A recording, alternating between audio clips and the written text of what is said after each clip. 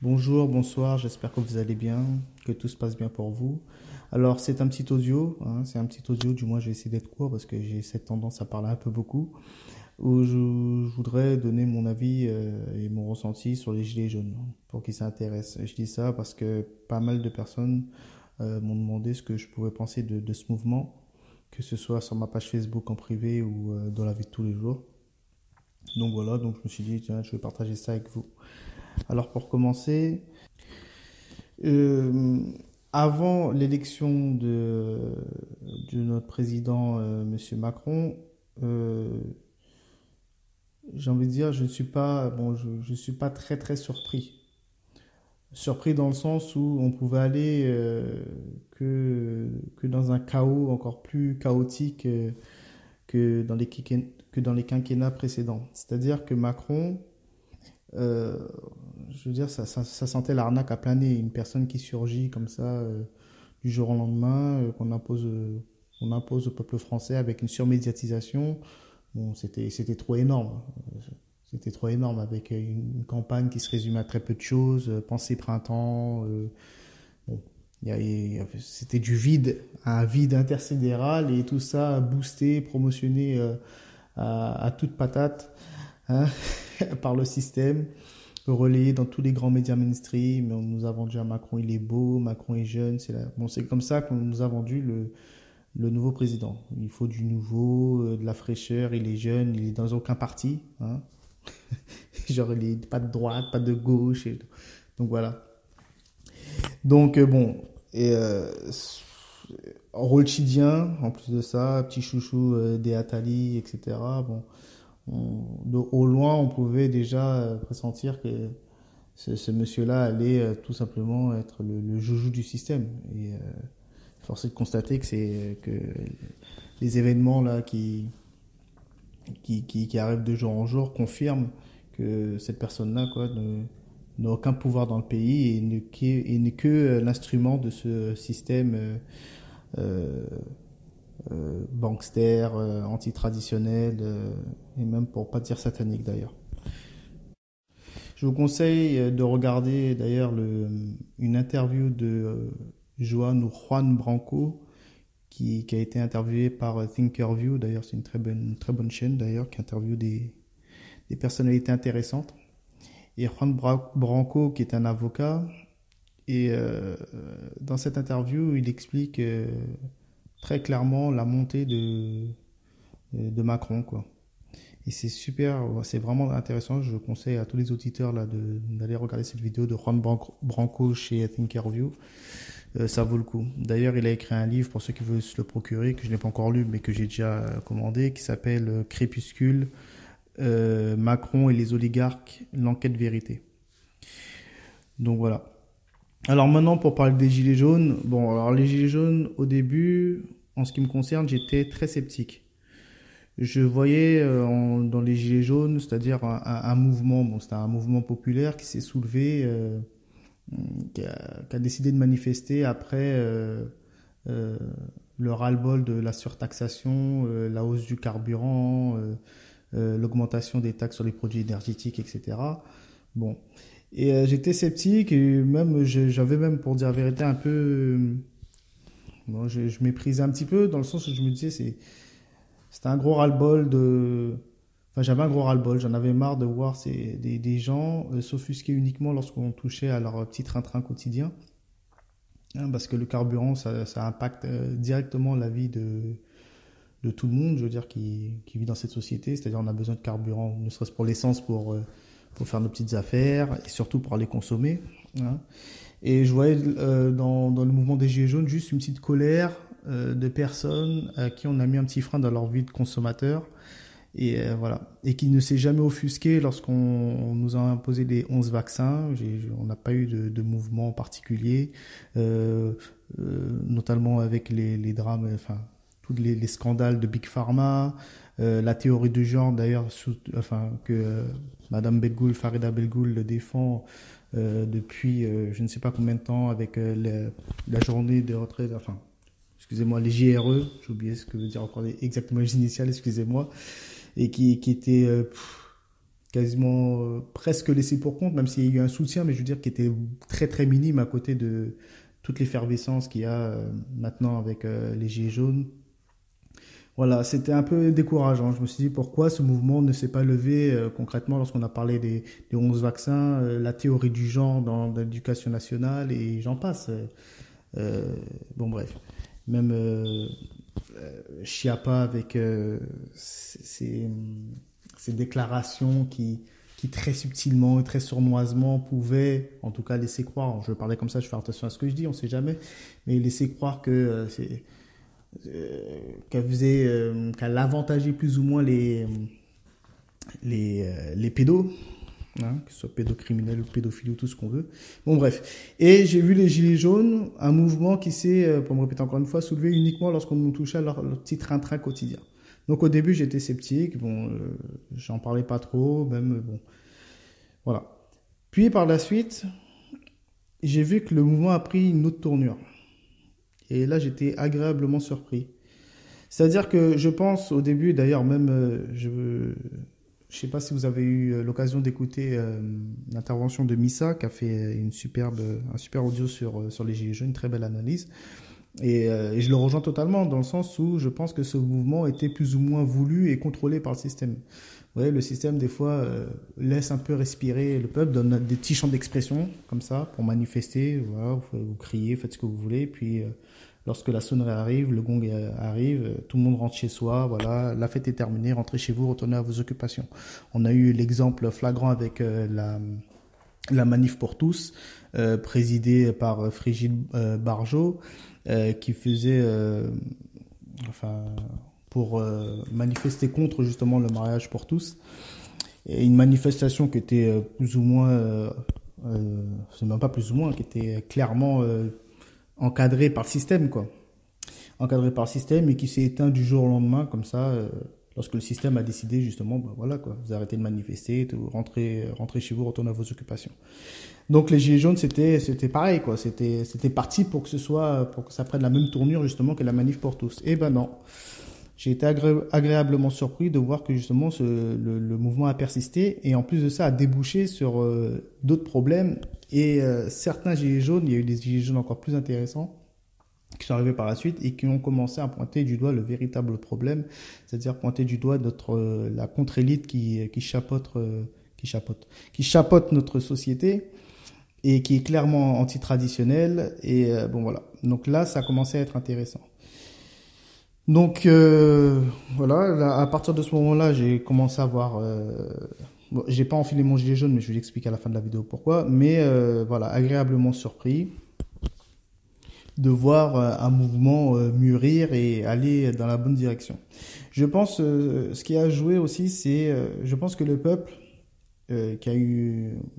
qui au départ a eu marre justement de cette surtaxation, etc., et qui est allé sur le terrain, c'est-à-dire dans la rue, le fait d'être confronté directement avec les médias poubelles, les médias mainstream comme BFM, et de voir par la suite, parce que je pense que ce sont des gens, pour la plupart, pour beaucoup, hein, et pas tout le monde, mais qui sont encore éduqués à la télé et qui regardent encore la grande messe du JT de 20h, a pu voir comment les médias mainstream pouvaient mentir, mais de manière éhontée, en mentant sur le nombre de manifestants et surtout en pointant du doigt enfin, je veux dire, tout le cassage que pouvaient faire les Gilets jaunes sans jamais parler des policiers, parce qu'apparemment ça a été démontré, des policiers qui se déguisaient, pour casser, tout ça pour endosser, tout ça pour que c'est les Gilets jaunes qui en payent les pots cassés. Bon, on a vu certains journalistes manger des tartes, des baffes, bon bref. Et je pense que là aussi ça crée un certain déclic. Ça crée un certain déclic. Donc, beaucoup de personnes, en tout cas, je veux dire, je pense qu'il y a eu un avant Gilet jaune et un après Gilet jaune. Bon, les gens ils vont me dire que je suis peut-être un peu trop optimiste, mais je pense que maintenant, et surtout avec le net, même si le net c'est une déchetterie, il y a tout, c'est-à-dire le très bon, l'excellent, comme le mauvais et de ce qu'il y a de plus mauvais. Mais les personnes peuvent faire leurs propres recherches. Et j'ai l'impression que depuis l'arrivée d'Internet, le mensonge est beaucoup plus flagrant. C'est-à-dire une personne qui a été éduquée par les médias mainstream et qui a ensuite après basculé sur les médias alternatifs, les médias du net, si elle est vraiment sincère avec elle-même, je pense que elle va voir le mensonge immédiatement, quoi.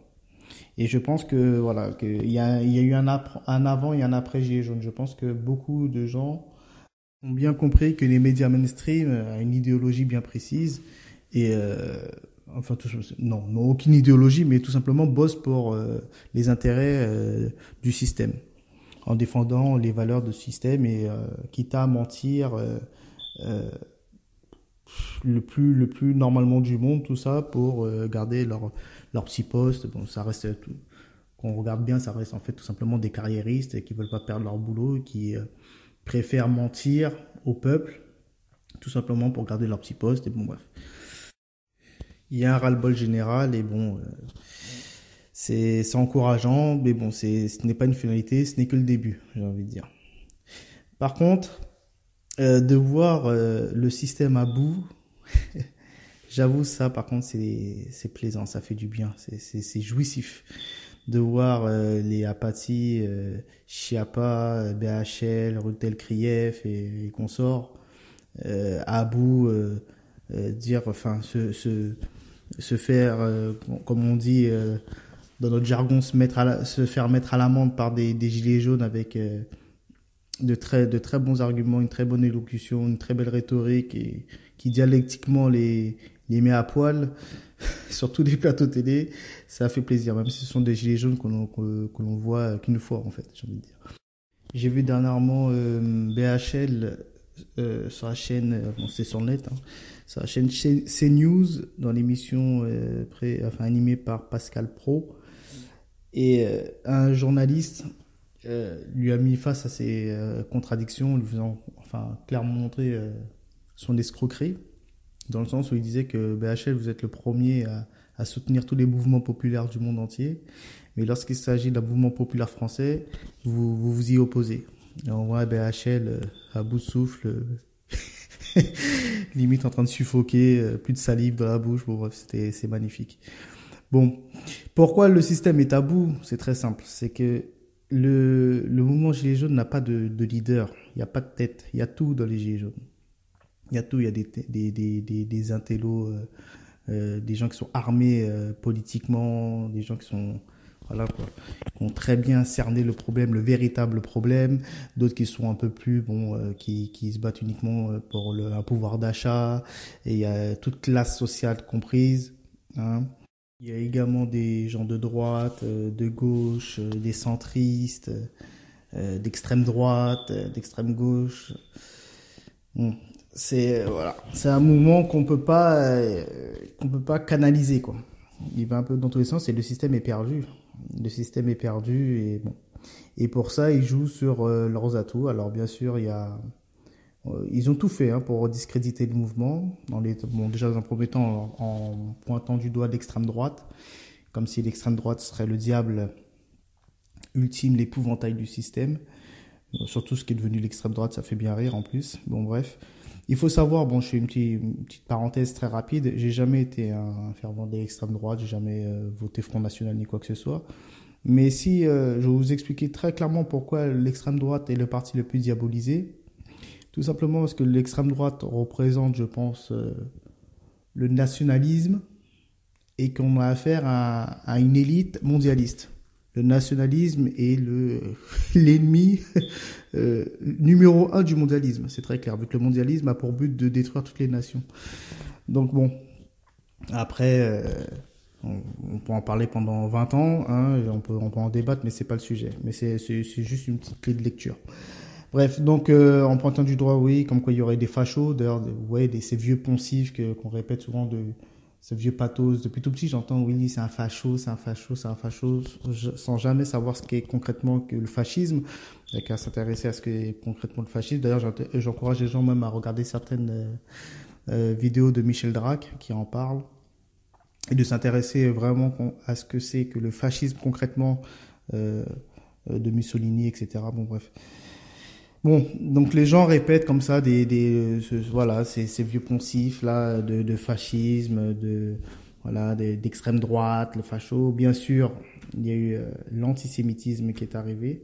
D'ailleurs, je trouve que c'est une chose qui m'a marqué quand même. Je veux dire, les gilets jaunes, certains gilets jaunes, pour beaucoup, surtout au départ, l'antisémitisme, pour eux, c'est étranger. Ils savent même pas ce que c'est concrètement. Enfin, ils savent ce que c'est, mais je veux dire, ils ont faim, tout simplement. Ils ont faim.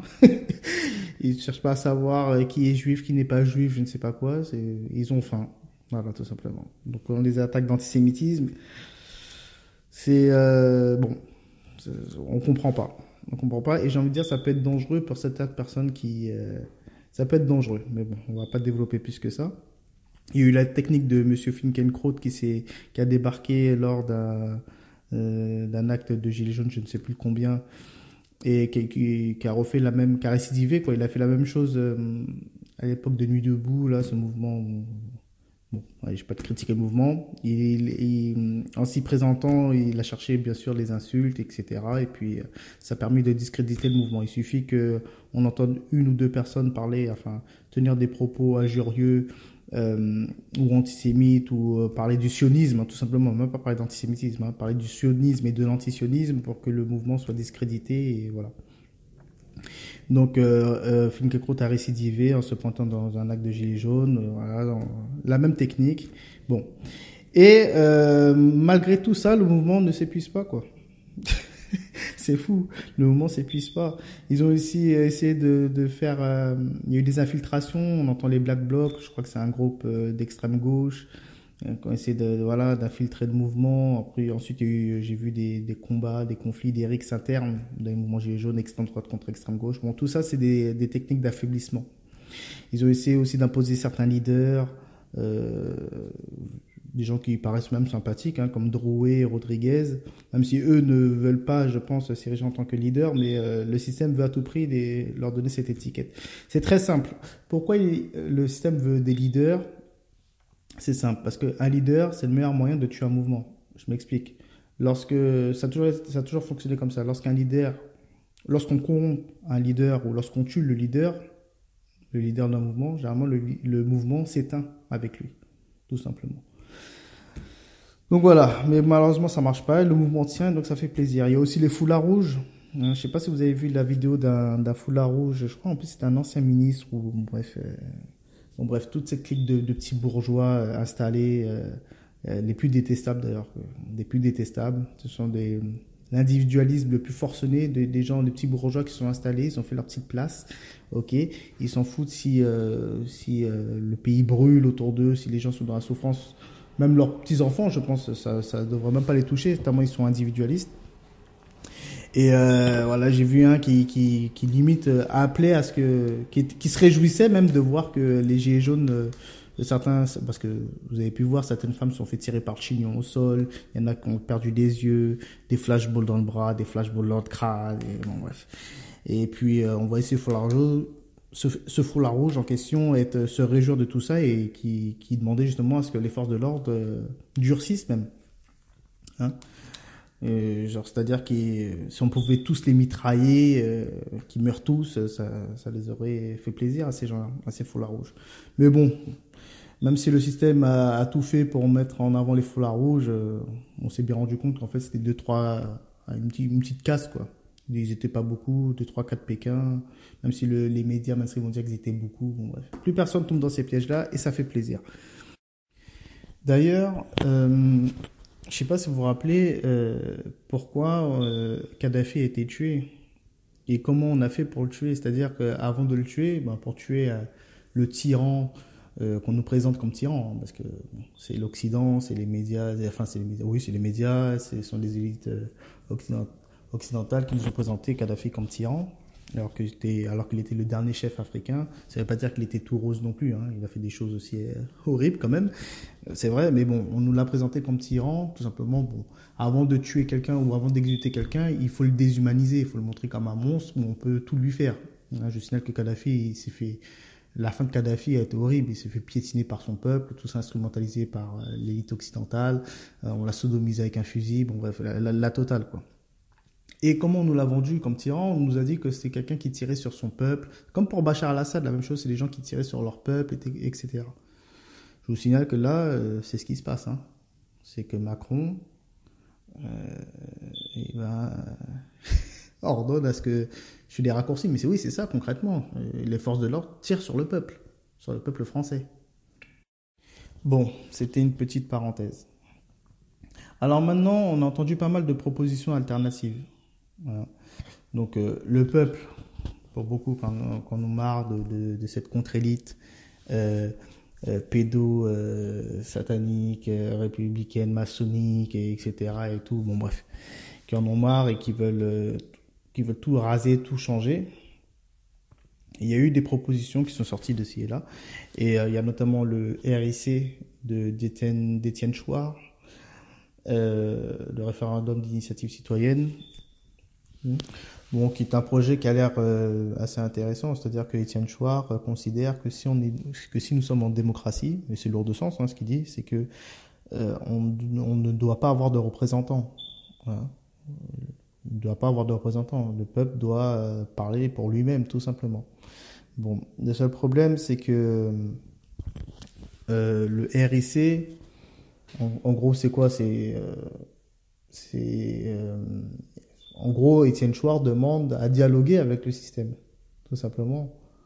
Là, c'est un dialogue hein, qu'il demande. Il demande de dialoguer. C'est des gens qui veulent pas concrètement une révolution, ou peut-être une révolution en douceur, et que les choses. Bon.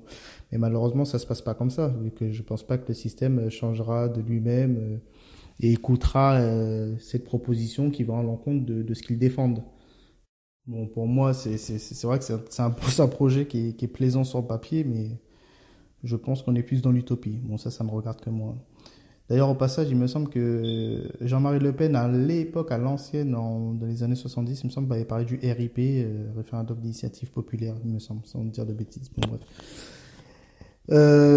Tout ça pour dire que, bon, en fait, c'est soit il y a une révolution, hein, une révolution réelle, euh, et je signale que l'histoire même de la République est arrivée par la Révolution, hein, c'est arrivé par la violence.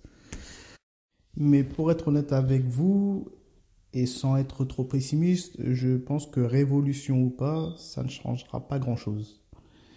Ça, c'est mon avis. Parce qu'un système démocratique est une hérésie de base, en fait. Le pouvoir au peuple est un non-sens. Et d'ailleurs, c'est René Guénon qui a très bien développé tout ça. C'est-à-dire le pouvoir au peuple, le pouvoir de la masse, en fait, le pouvoir du vulgaire, hein, n'a aucun sens. Le pouvoir ne peut pas venir de l'inférieur, hein, de ce qu'il y a de plus bas dans une société, c'est-à-dire la masse.